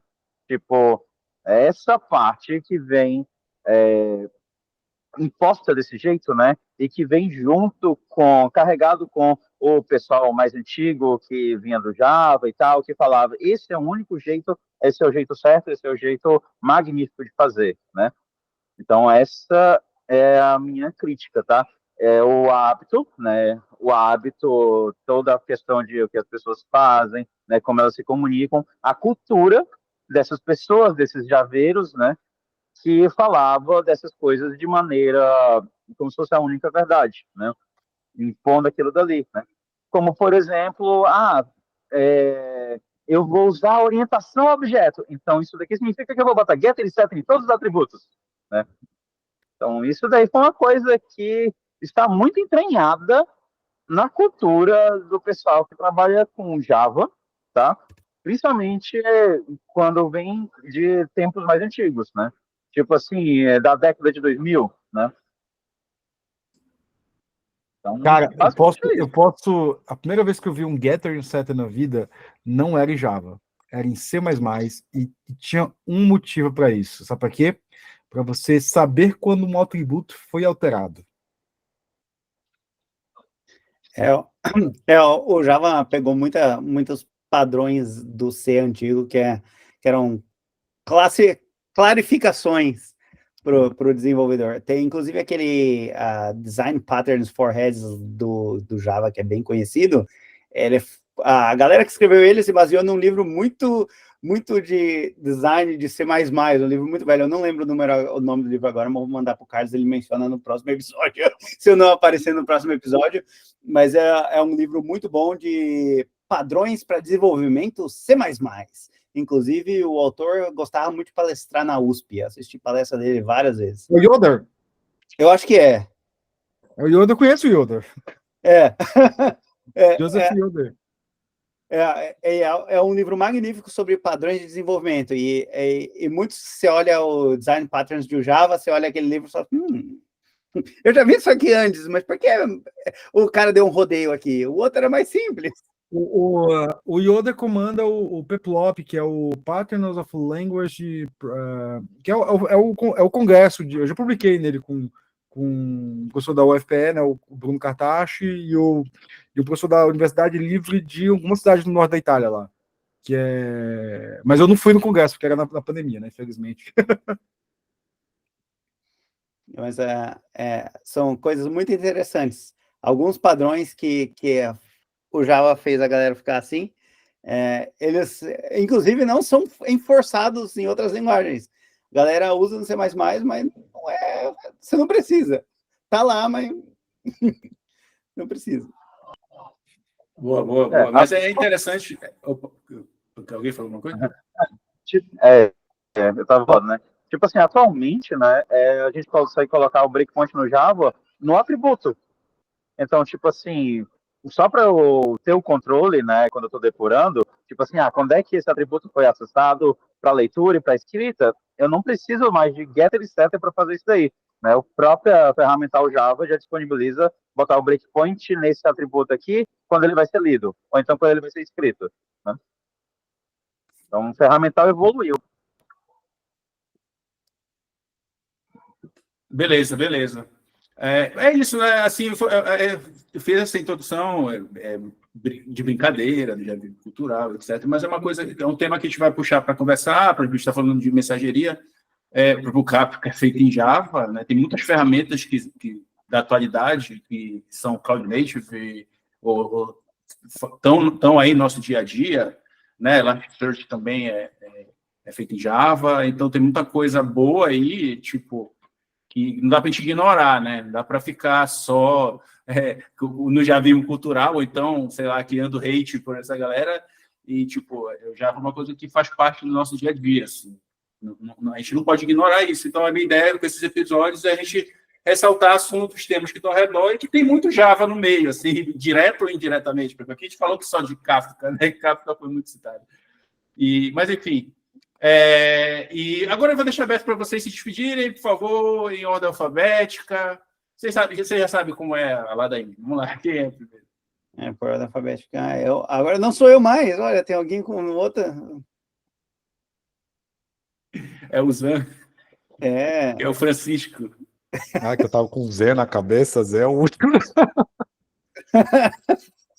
Bom, E obrigado de novo. A minha coação, ando coagindo o Carlos para me convidar, tá dando certo. Eu já acho que é o terceiro, né? Terceiro ou quarto aí que eu participo. Estou muito feliz, espero virar um quarto interino aqui. Interino não, como é que fala? Permanente ali. E é isso, prazer. Eu sinto muito de não ter conseguido vir antes, é que realmente eu estava ocupado ali, estava numa outra reunião e não pude vir antes. Mas, pô, obrigado de novo. Pô, o Jeff aqui, primeira vez que a gente se fala aqui, né? Prazer em te conhecer em 2D, em movimento aqui. O Hugo também, eu não tinha conversado com ele antes. O Vepo já tinha feito um episódio com ele. E é isso. Prazer demais. Tá? Sempre é um prazer estar aqui. E é isso. Valeu, gente. Obrigado.